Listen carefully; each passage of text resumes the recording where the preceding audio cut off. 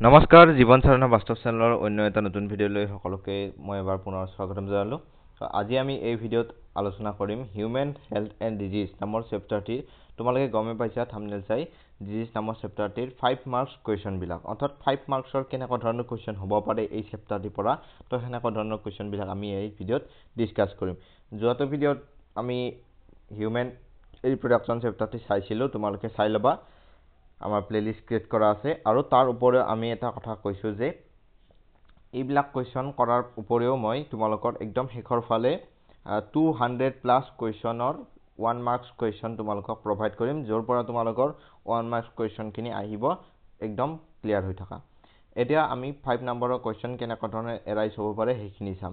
In which way has the study of biology help us to control infectious disease. অৰ্থাৎ আমি যে biology পঢ়োঁ, আমি যে বায়'লজি পঢ়ি আছোঁ, আমি বায়'লজি শিকি আছোঁ, তো ইয়াৰ পৰা আমি কিবিলাক আমাক বায়'লজিয়ে কেনেধৰণে সহায় কৰিব ইনফেকচিয়াছ ডিজিজবিলাক আমাৰ ৰোধ কৰিবলৈ, বা ইনফেকচিয়াছ ডিজিজবিলাকৰ পৰা আমি কিদৰে হাত সাৰি থাকিম, বা এইবিলাকৰ যিবিলাক কজ আছে এই কজবিলাকৰ পৰা আমি কিদৰে দূৰত থাকিম, সেইখিনি কথা আমি বায়'লজিয়ে আমাক কিদৰে জনাত হেল্প কৰিব, সহায় কৰিব, সেইখিনি সুধিছে।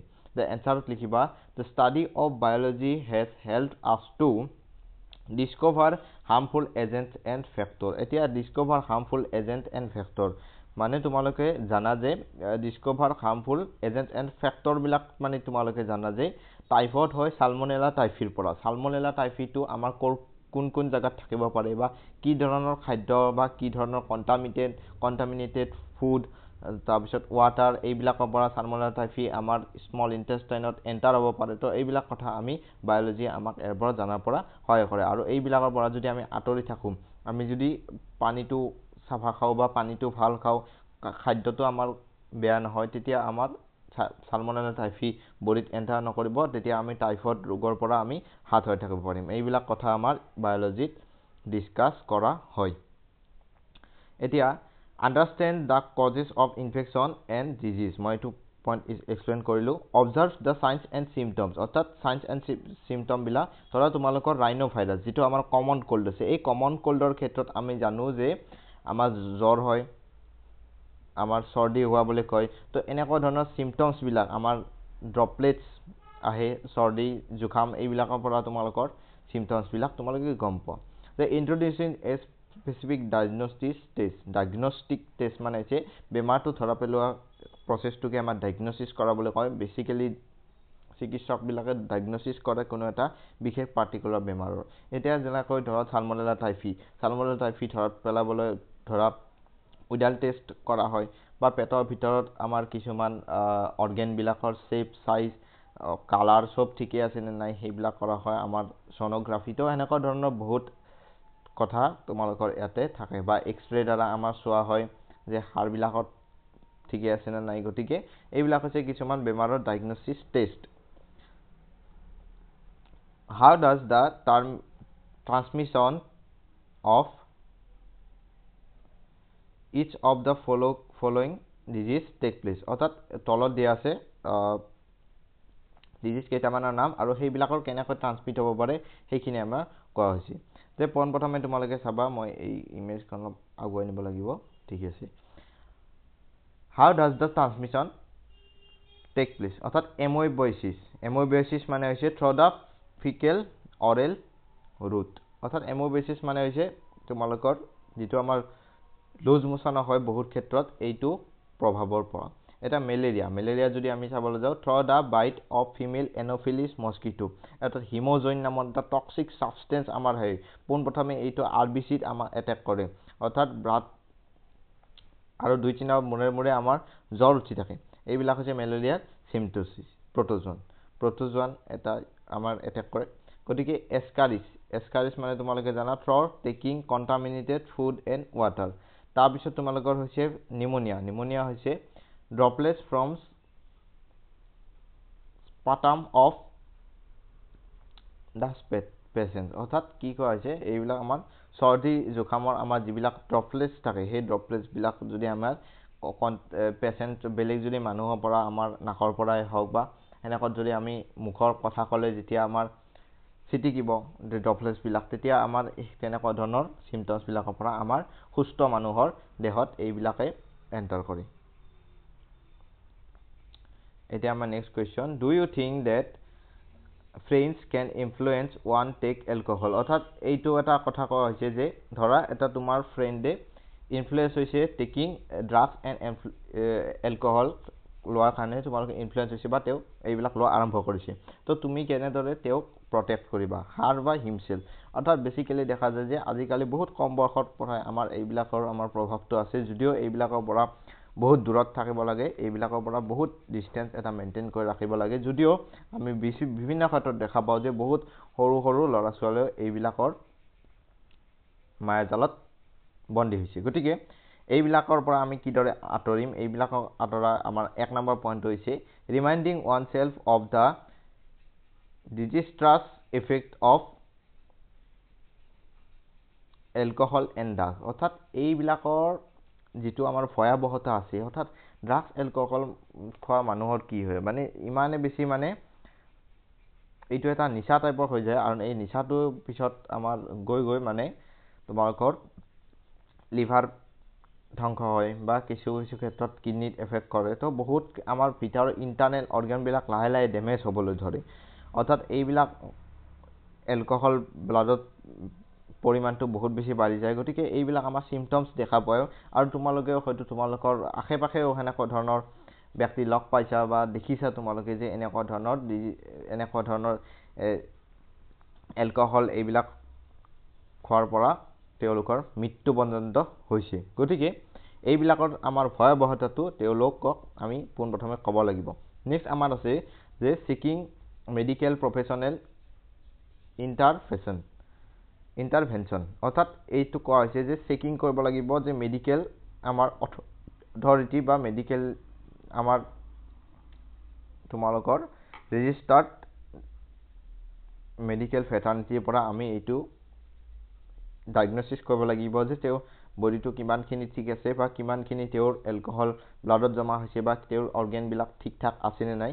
ইণ্ট্ৰডিউচিং মেডিটেশ্যন। অৰ্থাৎ ইণ্ট্ৰডিউচিং মেডিটেশ্যনটো মই এটা নিজে এড কৰা পইণ্ট হয়, কাৰণ ইণ্ট্ৰডিউচিং মেডিটেশ্যনটো হৈছে তোমালোকে এইটো কিতাপত নাপাব পাৰা 3 নম্বৰ পইণ্টটো, এইটো মই নিজে এড কৰাছোঁ। কাৰণ ইণ্ট্ৰডিউচিং মেডিটেশ্যনটো কৰিলে আমাৰ এটা ধ্যানমগ্ন যোগী নিচিনা কথাটো হয়, তেতিয়া আমাৰ কি হয়, আমাৰ মনটো এক চিতে থাকে বা এই প্ৰথম 2টা পইণ্ট জনাৰ পিছত মানুহটো অলপ লাহে লাহে ভয় খাবলৈ ধৰিব, আৰু মেডিটেশ্যন কৰি মানে নিজকে এটা সেলফ কণ্ট্ৰলত আনিব, আৰু এইবিলাক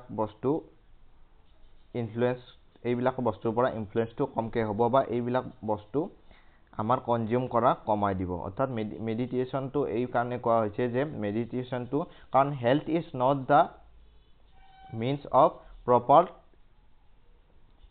গুড তোমালোকৰ এইটো কয় ফিগাৰ। অৰ্থাৎ হেল্থটোৱে আমাৰ নকয় যে তেওঁৰ বডিটো ঠিকে আছে, বা তেওঁ হেল্থটো হৈছে আমাৰ ছ'চিয়েল তোমালোকৰ মেণ্টেল ফিজিকেলটো আটাইখিনিভাৱে সুস্থ হৈ থাকিলে আমাৰ এটা পাৰ্চনক হেল্ডি কোৱা হয়। গতিকে মই 3 নম্বৰ পইণ্টটো এড কৰা যুক্তিটো হৈছে যে ইণ্ট্ৰডিউচিং মেডিটেশ্যন, অৰ্থাৎ মেডিটেশ্যন কৰিলে যিটো মেণ্টেল হেল্থ, সেই মেণ্টেল হেল্থটো ঠিক ঠাক থাকিব, আৰু এইবিলাকৰ পৰা আমাৰ কিছু আমাৰ দূৰত থাকিবলৈ সক্ষম হ'ব। এইটো পইণ্টটো তোমালোকে ইণ্ট্ৰডিউচ কৰি ল'বা। ৰেজিষ্টিং temptation or pressure by strong will. অৰ্থাৎ যিবিলাক আমাৰ ঘটনাৱলী আছে বা ঘটনাৱলীৰ পৰা যিবিলাক আমাৰ তোমালোকৰ প্ৰেছাৰ বা কিছুমান ক্ষেত্ৰত আমাৰ দেখা যায় যে তোমালোকৰ বায়'লজিখনত এড কৰা আছে যে এক্সাম প্ৰেছাৰটো এটা ইয়াতে দিয়া হৈ আছে যে এক্সাম প্ৰেছাৰৰ কাৰণে বহুতে এনেকুৱা ধৰণৰ কাম সেৱন কৰিবলৈ লয়, কিন্তু তেনেকুৱা ধৰণৰ প্ৰেছাৰ আমাৰ ল'বলৈ কোনো দৰকাৰ নাই। ইণ্ট্ৰডিউচিং এ হেল্ডি এনভাইৰনমেণ্ট, এইটো মই নিজে এড কৰা পইণ্ট। এলকহল ফ্ৰী জোন। অৰ্থাৎ এলকহল ফ্ৰী জোন অৰ্থাৎ আমাৰ চাৰিওপাশত যিখিনি মানুহ থাকিব, সেই মানুহখিনি যদি এলকহল কনজিউম নকৰা মানুহৰ লগত যদি এলকহল কনজিউম কৰা মানুহ এটা যদি থৈ দিয়া, তে তেওঁলোকৰ এলকহল কনজিউম নকৰা মানুহখিনিৰ লগত থাকি থাকি এলকহল কনজিউম কৰা মানুহজনেও এলকহল কনজিউম কৰাটো বন্ধ কৰি দিব, বা তেওঁলোকৰ লগত 100% মিলি যাব, যদিহে আমি এটা এলকহল ফ্ৰী জোন তেওঁক প্ৰভাইড কৰোঁ। অৰ্থাৎ যিসকল ব্যক্তিয়ে এইবিলাক সেৱন কৰে তেওঁলোকৰ লগবিলাকত এইবিলাক বেছিভাগে সেৱন কৰা যদি লগ পায় তেতিয়া তোমালোকে ধুনীয়াকৈ তেওঁলোকে কনজিউম কৰি ল'ব। যদিহে তেওঁলোকৰ তেনেকুৱা ধৰণৰ ব্যক্তি লগ নাপায় বা তেনেকুৱা ধৰণৰ কনজিউম কৰা যদি পাৰ্চন তেওঁলোকে লগ নাপায় তে তেওঁলোকে অকলে এইটো কাম কৰাত বাধা জন্মিব, যদিহে চাৰিওফালৰ ব্যক্তিখিনি চাৰিওফালৰ মানুহখিনি যদি এলকহল কনজিউম নকৰা হয়। তোমালোকে মোৰ কথাখিনি বুজি পাইছা? নেক্সট আমি যদি চাওঁ, lymph nodes are secondary lymphoid organs explains the role of lymph nodes in our immune response। অৰ্থাৎ lymph nodes বিলাক তোমালোকে জানাই যে act as filter that traps microorganisms or the other harmful antigens which help to get into the lymph and tissue fluid। Tissue fluid মানে তোমালোকে জানাই যে লিম্ফকে আন এটা নাম হিচাপে টিস্যু ফ্লুইড বুলি কোৱা হয়, যদিও ইয়াৰ এটা ইলাবোৰেট আমাৰ এটা ডেছক্ৰিপশ্যন আছে বা ইয়াৰ এটা লিম্ফটো তোমালোকে বুজি পাবলৈ অলপ কঠিন হয় বহুত সেই ক্ষেত্ৰত। তো টিস্যুৰ মাজত যিটো ব্লাড এণ্ড টিস্যুৰ মাজত যিখিনি গেপ থাকে সেই গেপখিনিত তোমালোকৰ লিম্ফটোৱে কাম কৰে বস্তু এক্সচেঞ্জ কৰাৰ কাৰণে, ফুড পাৰ্টিকুলাৰ এক্সচেঞ্জ হয়। The antigens trapped in the lymph nodes activate the lymphocyte present in there and protect the immune system। অৰ্থাৎ লিম্ফোচাইট তোমালোকে জানা বি লিম্ফোচাইট, টি লিম্ফোচাইট। অৰ্থাৎ কি হয় তোমালোকৰ মেইন আমাৰ ডিফেন্সটো যে আমাৰ WBC কৰে বা তাৰ লগত আমাৰ ফৰ্ম এলিমেণ্টবিলাকো আছে যে গ্ল'বুলিনে আমাৰ ডিফেন্স কৰে, বুজি পাইছা? তোমালোকে এলবুমিনে ধৰা অস্মো ৰেগুলাৰিটি এইবিলাকৰ চাই। গতিকে তোমালোকৰ আটাইখিনি আমাৰ এই লিম্ফোইটিক নোটছৰ কেনেকৈ আমাৰ বডিটো প্ৰটেক্ট কৰে সেইখিনি কথা তোমালোকে ইয়াতে লিখি দিলেই হ'ল।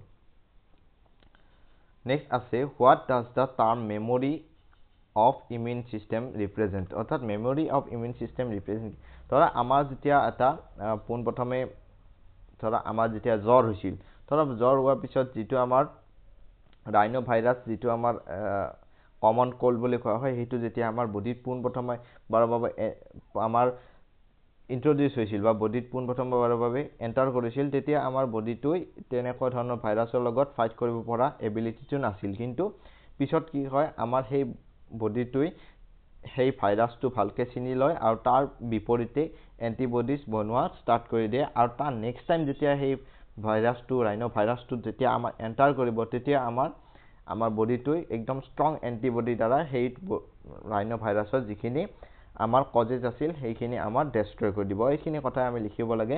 when the body encounters a pathogen for the first time। অৰ্থাৎ যেতিয়া তোমালোকৰ বডিত পোনপ্ৰথমবাৰৰ বাবে ৰাইনো ভাইৰাছ সোমাইছিল অৰ্থাৎ কমন কোল্ডৰ ভাইৰাছটো সোমাইছিল তেতিয়া আমাৰ it mounts an immune response by generating antibodies। অৰ্থাৎ ইমিউনিটিটো ষ্ট্ৰং কৰা আৰম্ভ কৰে body generating new antibodies against the pathogen। it also makes a few memory cells that recognize the pathogen quickly on subsequent exposure and overwhelm the invaders with a massive and productive antibodies। অৰ্থাৎ next time যেতিয়া আহিব তে body ইমান বেছি আমাৰ antibody strong কৰি ৰাখে যে নেক্সট টাইম আহিলে আমাৰ সেই পেথোজেনটোক একদম নিশেষ কৰি দিয়া হয়। গতিকে হেন্স দ্য বডি ৰিকভাৰ্ছ কুইকলি। অৰ্থাৎ ধৰা তোমালোকৰ যেতিয়া প্ৰথম জ্বৰ হৈছিল বহুতখিনি অলপ সেই আছিল, তো তাৰ নেক্সট যেতিয়া আমাৰ লাহে লাহে আমাৰ ডাঙৰ মানুহৰ যেতিয়া জ্বৰ হ'ব ধৰে তো বহুত বেছি কম সময়ৰ ভিতৰতে তেওঁলোকে ভাল পাব ধৰে, যিহেতু এণ্টিবডিজবিলাক বডি ভালকৈ মেমৰি চেলৰ দ্বাৰা বডি চিনি পায় যে এইটো ভাইৰাছ আহিছে, এই ভাইৰাছৰ বিপৰীতে এইটো এণ্টিবডি আমাৰ প্ৰডিউচ কৰিব লাগিব, তো তেতিয়া আমাৰ ৰিকভাৰীটো কুইকলি হয়। আশা কৰোঁ তোমালোকে এই কুৱেশ্যনবিলাক ভালকৈ বুজি পাইছা। কুৱেশ্যনবিলাক তোমালোকে ধুনীয়াকৈ লিখি ল'বা। এবাৰ তোমালোকে কুৱেশ্যনবিলাক চাই লোৱা, স্ক্ৰীনশ্বট মাৰি লোৱা। এতিয়া আজিৰ ভিডিঅ'টো এইখিনিতে সমাপ্ত কৰিছোঁ। থেংক ইউ, কিপ ৱাটছিং জীৱন চাইন বাস্তৱ।